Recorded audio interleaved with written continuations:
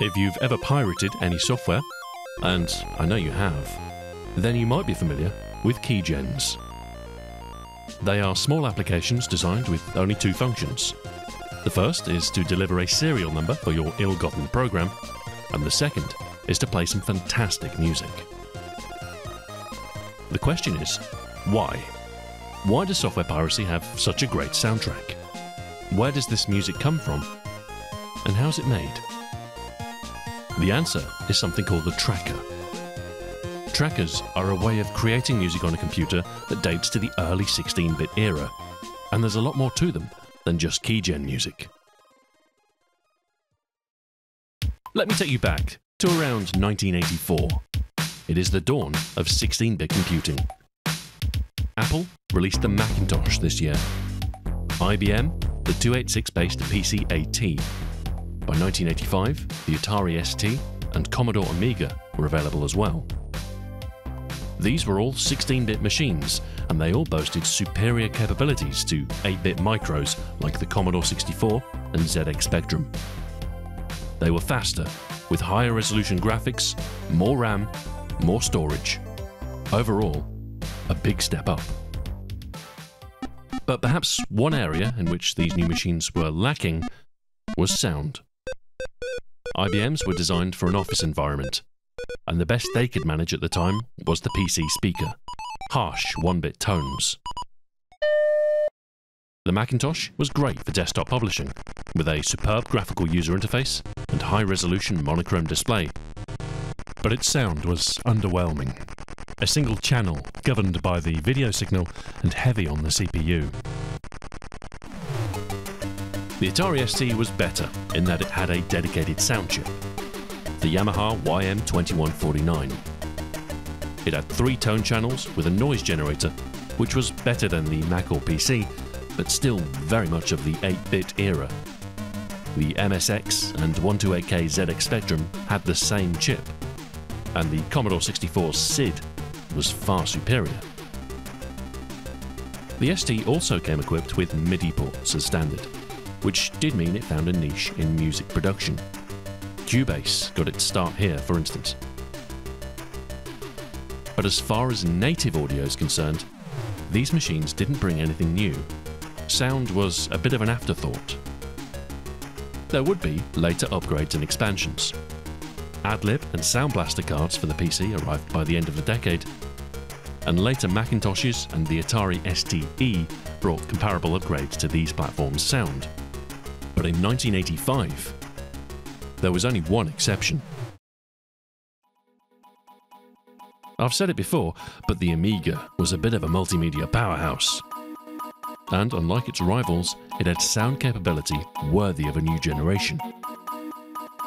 It had a custom chip called Paula, responsible for the ports, audio, UART, and logic. And it was capable of 4 channels of 8-bit PCM audio, reading sound data direct from memory without taxing the CPU. By modern standards, this is unremarkable. But for 1985, it was pretty revolutionary. Having such capabilities is one thing. Exploiting them is another entirely. Upon its release, the Amiga had a desperate need for audio software, and Commodore were ill-equipped to supply it. They had planned a suite of productivity software for launch, but only a text editor and art package made it to release. TextCraft and GraphicCraft. There was a music application planned, predictably called MusicCraft, but it wasn't finished and never saw the light of day. A company called Aegis bought the rights to MusicCraft, however, and developed the software further, eventually releasing it as Sonex in 1986. Check out the box art. How vaporwave is that? Anyway, it was quite ambitious, incorporating a software synthesizer with a sequencer. Everything is represented with full musical score, keys and time signatures, so if you know music, it's a fairly natural environment to work with. The synthesizer is neat, perhaps not the easiest thing to use. While it can generate some interesting sounds, it's primitive. It has quite a synthetic character. Sonics did see some use by early Amiga musicians. There are a few music discs that use the format, but it was quickly replaced by better alternatives over the next couple of years.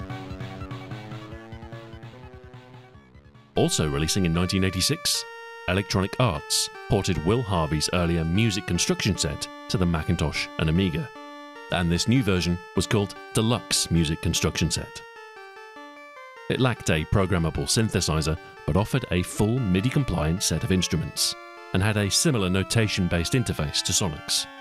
Driven by a window-based GUI, you could drag notes where you wanted them on the staves. Both Sonics and Deluxe Music Construction Set were welcome introductions for those wanting to make music with the Amiga in 1986, but they were far from a perfect solution. Their interfaces were clumsy, sacrificing speed and ease of use for traditional notation. The sounds they produced weren't exactly spectacular either. These early music packages had a critical flaw. They were designed for musicians. This doesn't seem like a bad thing on the face of it, but making music on these early machines was a two-part problem. First is creation, which these programs covered, but the second is playback. To be useful, you need to integrate closely with the sound hardware. You need to expose the potential of the machine directly, instead of trying to adapt it to a more conventional music format. To accomplish this, you need a different approach. Most early computer musicians were programmers first, musicians second. Effectively, they were directly instructing the sound hardware and developed custom tools and playback routines for that purpose. One example from 1986 is Chris Hulsbeck's SoundMonitor for the Commodore 64. It was released as a type-in program in German magazine Wir und Sexiger. Enter 5 full pages of hexadecimal data without making a mistake, and a very capable piece of music software was your reward. SoundMonitor was not particularly easy to use, certainly not for beginners, but behind its spreadsheet-like interface lay the power of the Commodore 64's SID. And with a little expertise, you could make it do incredible things. It was to music editing what Vim is to text editors. Obtuse, inscrutable, but in the right hands, extremely powerful. Not only could you arrange notes, but you could shape their sound with envelopes, filters, pulse width modulation, vibrato, a far cry from simple beeps. There was also an arpeggio feature. With the SID's 3-voice limitation, chords were quite challenging. With an arpeggio, you could play the chord notes in a very rapid succession, giving an acoustic impression of the chord. It wasn't a perfect rendition, but only occupied a single channel. And these arpeggiated chords have a very distinct sound, one very typical of SID music. Hulsbeck's music for the Commodore 64 was used in a number of commercial games, and his work remains very well regarded. SoundMonitor served as a starting point for many other computer musicians, and the program inspired clones such as Rock Monitor. It would also prove influential on other platforms, most notably in tandem with the new potential of the Commodore Amiga. At some point in 1986, a German programmer and computer musician named Carsten Abarski bought himself a new Amiga 1000. A friend of his was working on a game, and he asked Carsten if he could help with the soundtrack. Having dabbled a little with the Amiga sound hardware, he obliged, and by mid-1987, he had finished the first version of his music software. It was called the Ultimate Soundtracker, although really it was the first of its type, the very first tracker. Abarski took much inspiration from the Commodore 64's SoundMonitor. It retained the bare-bones, spreadsheet-like editor, only instead of being tailored to the SID, the Ultimate Soundtracker exposed the potential of the Amiga's Paula. Abarski used his new program to write the soundtrack for a number of games from Reline Software, Arkanoid clone Amigas, and its follow-up, Crystal Hammer. He also worked with publisher EAS Computer Technic, providing the music for Rally Master. EAS showed interest in marketing the Ultimate Soundtracker, and it was released as a commercial product in December 1987. Now at version 1.21, the Ultimate Soundtracker was ready to hit the mainstream. The software shipped on 2 discs. The first, labelled ST00, which contained the program, and ST01, which contained the samples. You could use up to 15 sampled instruments across 4 channels. Songs were divided into patterns, which had 64 rows of note data each, and these patterns could be arranged and repeated if necessary. The bottom of the screen was occupied by the pattern editor, split into the 4 separate channels. Headings at the top suggested the channel role, melody, accompaniment, bass, percussion, but these were just suggestions, and samples could be triggered any way you liked. The note data looks a little daunting at first. It's an array of hexadecimal. The first 3 columns indicate the note and octave, and the other 4 are used for the instrument, commands, and parameters. The first column was the sample ID. The next could specify a command, arpeggio, portamento, modulation, etc. And the last 2 provide the parameters for that command. Program status was communicated through the colour of the cursor. Grey was ready, blue for pattern editing, purple was for editing text fields, green for loading, yellow for playback, and red for errors. Its interface was idiosyncratic, to say the least, and its hardware demands quite specific. It needed 2 drives, used a German key map, and would only work with Kickstart 1.2. For example, if you wanted to load a song, you had to type the file name into the song name field, press return, click the load song button, then press the L key to start loading. Your sample disk had to be in the second drive, otherwise the program would hang. In fact, the program was plagued with bugs, and if you weren't careful, it was easy to lose your work. There was clear potential in SoundTracker, but its temperamental nature made it frustrating to work with. One of SoundTracker's strengths was its sample disk, ST01. Samples are key to the operation of a tracker. Without them, there's no sound. Karsten's sample disk contained a good selection of digitized sounds, 126 in total, which he recorded from his synthesizers. They provided a great starting point for musicians, and while you could use any samples you wanted, this bank proved extremely popular for years afterwards. Some came from a Roland D50, others from a Yamaha DX and a Casio CZ. These were contemporary synthesizers that were often used in music from the late 80s and early 90s, and contribute to the synth-poppy sound that many later Amiga tracks had. Taking one example, Pizza is a pizzicato string sampled from a Roland D50, and according to the Amiga database Mod Sample Master, it was used in hundreds, if not thousands of tracks. The same is true for most of the sounds on the disc. And ultimately, by providing these samples, Karsten didn't just give SoundTracker users a great start. He defined the sound of the Amiga. As a commercial product, the Ultimate SoundTracker was not a huge success. The Amiga market wasn't particularly big in 1987, and the software only saw release in Germany. I've never seen a copy for sale, and the only evidence it ever existed are a few photographs. So SoundTracker didn't make its mark as a commercial product for a number of reasons, but perhaps the most significant reason is software piracy. In fact, what happened to SoundTracker goes far beyond piracy.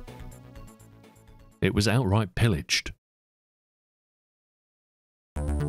It's at this point I should probably explain what the Demoscene is. It's an underground subculture that started within the context of early home computing.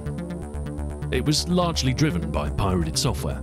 Disk swapping and copying was quite common practice, and everyone knew someone who could get them games for free. Any attempts at copy protection were stripped out by programmers who specialized in it, crackers. And cracked copies of games could spread far and wide via BBS, snail mail, car boot sales, or in person. This was a time before the World Wide Web, and when internet access was uncommon. But nevertheless, there existed an extensive distribution network. Obviously, much of this was quite illegal, so most people involved with the scene chose pseudonyms. Everything sounds cooler that way anyway. Coordination and affiliation led to the formation of scene groups, like Razor 1911, Scoop-X, Skid Row, Fairlight. Many of these groups remain active today.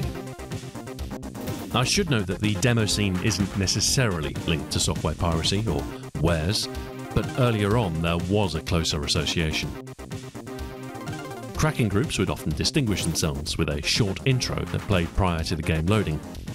These crack intros or cracktros could be quite ornate and often had fantastic music. They are the precursor to contemporary keygens. Some groups put together longer, standalone productions called demos, hence Demoscene. They served as a showcase for coders, artists and musicians, and were often quite impressive on all fronts. The scene was an outlet for creativity, and it was software like SoundTracker that helped it flourish. It must have been a mix of admiration of SoundTracker's potential and frustration at its shortcomings that led to its reverse engineering shortly after its commercial release.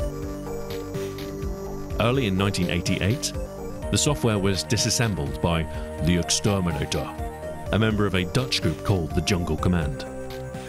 He already had some experience with the Amiga sound hardware, having devised his own sound format called Megatracks. He took SoundTracker's code and started to incorporate a number of improvements, with a new, unofficial version called SoundTracker 2. The overwhelmingly beige interface was presented in a much more respectable grey, overall stability was improved, and new volume commands were added. But perhaps the biggest difference was that SoundTracker was no longer a paid-for commercial product. It was now part of the scene, spread from disc to disc via back channels. The assembly source was shared, along with the playback routines, and other scene groups would work on their own versions, collectively iterating and improving on the original SoundTracker formula. In March 1988, Swedish coder Il Scuro of Def Jam released SoundTracker 3, which was shortly followed by Alpha Flight's version 4 in April. The most prolific group was DOC, or Dr. Mabuse Orgasm Crackings, who developed their version of SoundTracker during the middle of 1988, with a series of releases that year. They added an equalizer display, the ability to mute channels, better file handling, an improved play routine, and the ability to save songs as modules. Modules were monolithic files that incorporated the sample data along with the song, so sample discs and a second drive were no longer a necessity. It also made it easier for musicians to use novel samples and still distribute their work. And while the trusty SD01 samples would still see heavy use, tracker modules could now be far less reliant upon them. Towards the end of 1988, DOC released SoundTracker 2.2, which by now was quite a mature piece of software, and one of the more dominant offerings amongst the nascent world of trackers. Karsten Obarski was still developing the ultimate SoundTracker, however, and in November 1988, he released version 2.0 of his original tracker. It was much improved over the earlier versions, but the collective effort of other groups had exceeded the pace of his own, and the unofficial alternatives rather overshadowed the original.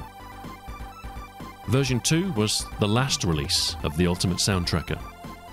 Karsten would play no further role in the development of the software he had conceived. It's hard not to feel bad for him. His hard work had been ripped off, and any commercial potential evaporated. I suppose there's some solace in the fact that his work, his involuntary gift, would go on to have massive influence, both on the Amiga and beyond. In his absence, the development of trackers continued. In August 1989, a Swedish duo named Mahoney and Cactus released Noisetracker, another entry in a long line of SoundTracker clones. But there was one very important difference. It was nice to use. It's the little things, really. You could now control most functions with the keyboard, so switching into edit mode, changing samples, laying down notes, and playing the pattern to hear your changes could all be done with the keys. You could now use up to 31 samples instead of 15, and the Amiga's low-pass filter which was designed to reduce sample aliasing but muffled the output slightly, was automatically disabled. It handled like a dream, and it should be no surprise that Noisetracker quickly became the standard.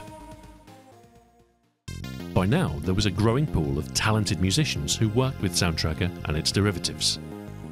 And with its lightweight and accessible playback routine, this led to the format's adoption in games.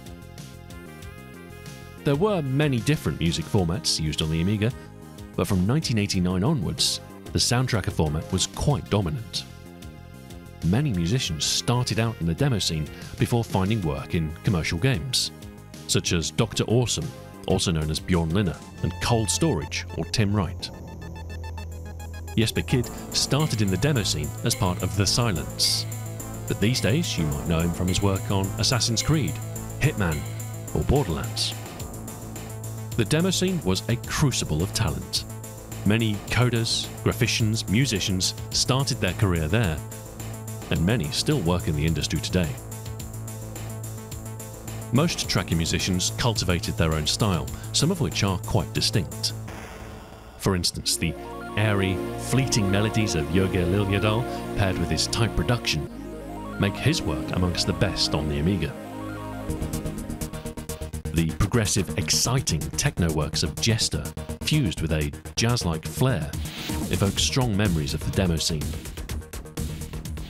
Some forged new genres entirely, such as Lizard King or Gustav Grefberg, who pioneered a style of music called Doskpop. The term comes from the Swedish for disco and synth combined pop, and it fuses disco with synth instruments for a very demo scene, very Amiga sound. Another distinct style is chip music. Today, the term chiptune is applied to all early computer music, including trackers. But in the original sense, chiptune is a far more specific term. It refers to tracker modules that emulate the style of earlier 8-bit music, particularly from the Commodore 64's SID. This was done by using small looped samples with simple waveforms, and modulating those samples with effects. This wasn't just done for nostalgia, although that is a big part. The tiny samples meant that the module's file size could be minuscule, often just a few kilobytes. This was useful for things like crackdros, where there might only be limited space on the disk. One pioneer of this style was Matthew Simmons, or Format, with his work adorning many intros. Although plenty of others composed in this style, and the arpeggiated raw synths are a common sound you'll hear in tracker music. Efficient use of space has always been valued by the demo scene. You wouldn't think you could do much with something like 4 kilobytes, but there's an entire category of demos set out to prove you wrong.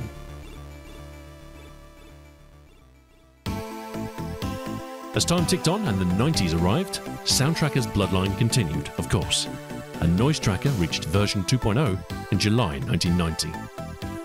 This would be the final version, although there were plenty of other offshoots. Most significant of those was Protracker, coded by Zap of Amiga freelancers. The first version released in October 1990, although by all accounts it was full of bugs. Later versions smoothed things over though, and by the end of 1991, Protracker was a more than worthy alternative to Noisetracker. Eventually, it would carry significant enhancements, including a higher resolution display, integrated sample editor, and improved editing tools. There do exist trackers that aren't direct descendants of SoundTracker, and amongst the most important is Teo Kinnunen's MED, short for Music Editor. Its first release was in 1989, although early versions of the program didn't really offer much that other trackers couldn't, and it used its own format that wasn't compatible with SoundTracker. Version 2 was almost entirely rewritten and added MIDI support, along with additional editing features. MED had a niche as a quirky SoundTracker alternative with some neat features, but it was the later OctaMED that really stood out. The Amiga was limited to 4 hardware channels, but it is possible to mix sounds in software at a cost of CPU time.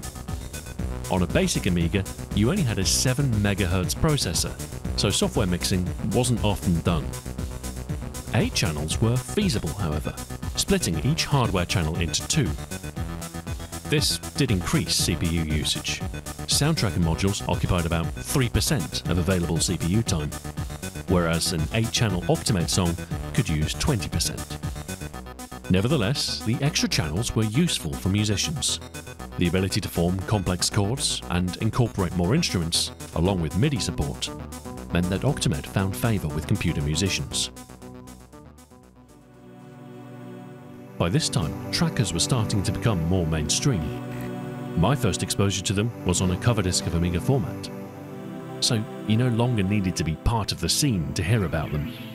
They were accessible to everyone. For many people, this was their introduction to electronic music production. You no longer needed studio gear worth thousands. You could get by with a cheap home computer and a copy of Protracker.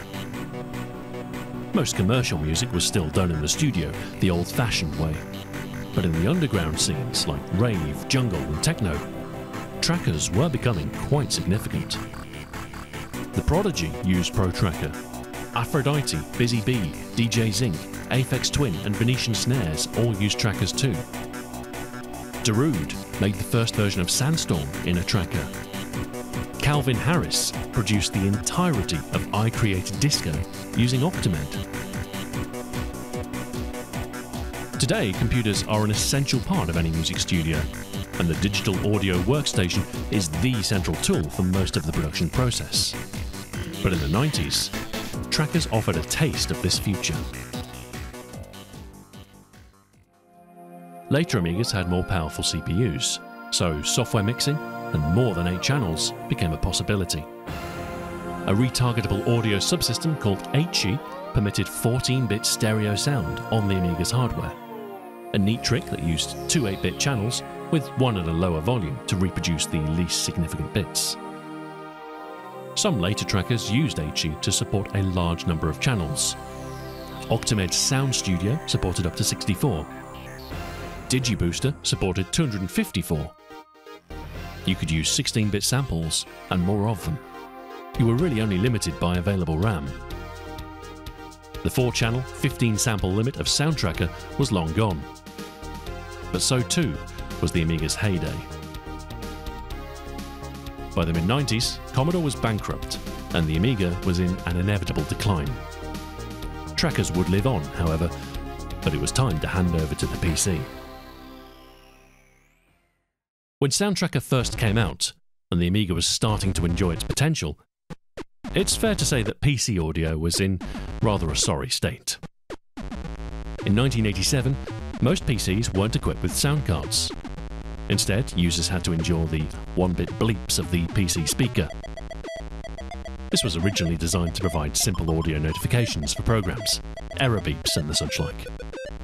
You could funnel game audio through the speaker, but the results weren't pretty. The addition of dedicated sound hardware soon became a necessity, and so hardware like the Creative Music System, the AdLib Music Synthesizer card, and the expensive Gravis Ultrasound started populating PC slots and providing the soundtracks for games. These cards were essentially synthesizers geared towards the playback of MIDI music. While they provided generous polyphony, their instrument banks were effectively hard-coded, so they demanded a different approach than sample-based music. MIDI music could sound radically different depending on what sound card you had, so it was more difficult for composers to control exactly what was heard. They were essentially supplying sheet music instead of a recording.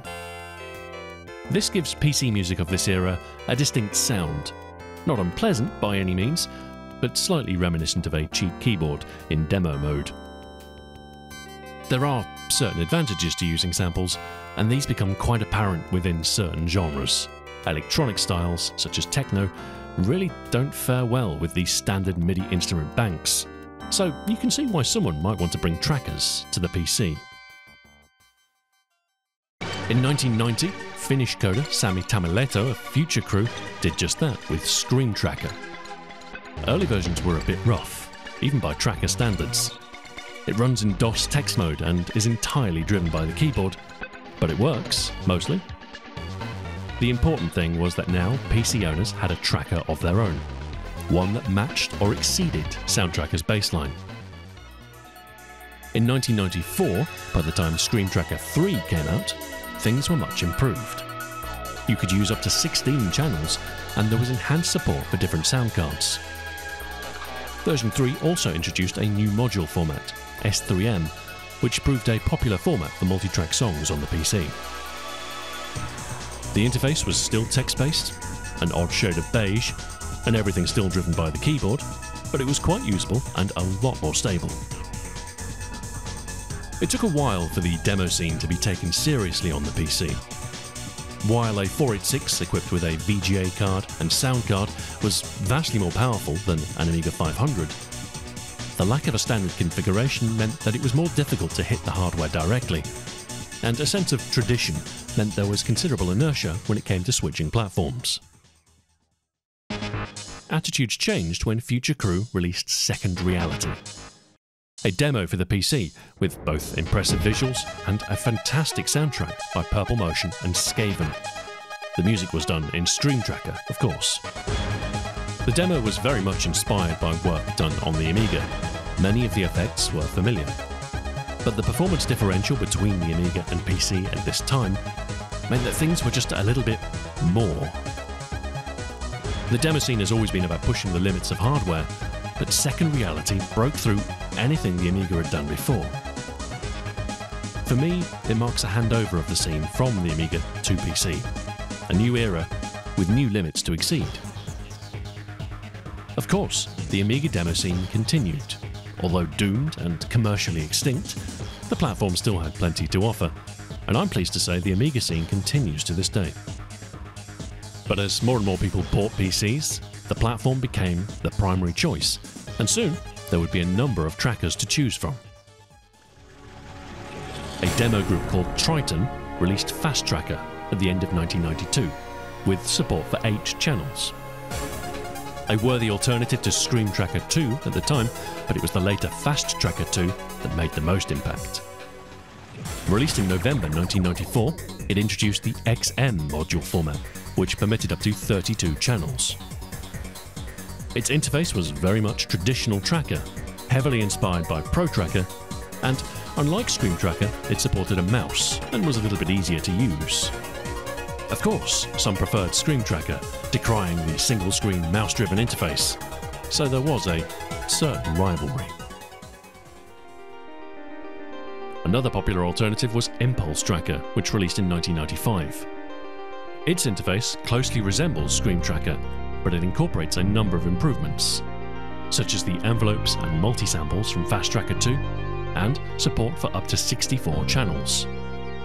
Impulse Tracker modules had the .it file extension, and these, along with XM and S3M modules, comprise the majority of PC tracker modules you'll find.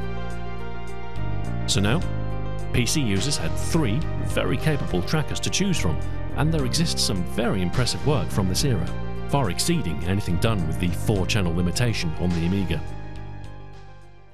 But there was a bit of a problem faced by tracker music in the mid-90s. The increasing prevalence of CD-ROM was rather eroding their advantages. With CD audio, you no longer needed to be constrained by number of channels, samples, or CPU-bound playback. You could simply play recorded audio from the CD, full-quality digital audio with no CPU time required. Worse, you no longer needed to employ adept users of weird tracker software to compose your soundtracks. You could turn to actual musicians instead. So, just as soon as the limitations on tracked music were lifted, the practical need for trackers almost entirely evaporated. From an overhead perspective, music in PC games shifted from MIDI to CD audio. Tracker music was just some offbeat fringe. But there are a few notable exceptions.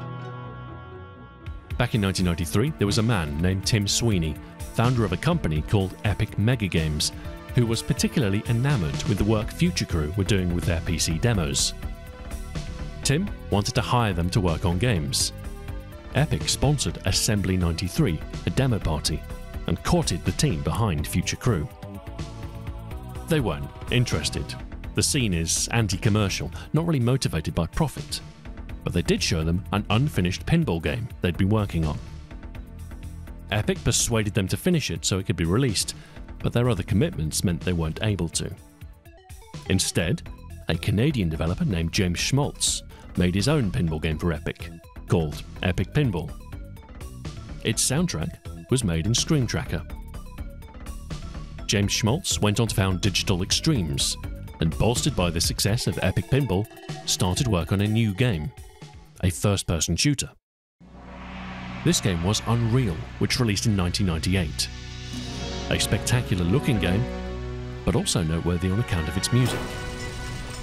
Its entire soundtrack was tracker music. Good stuff, too.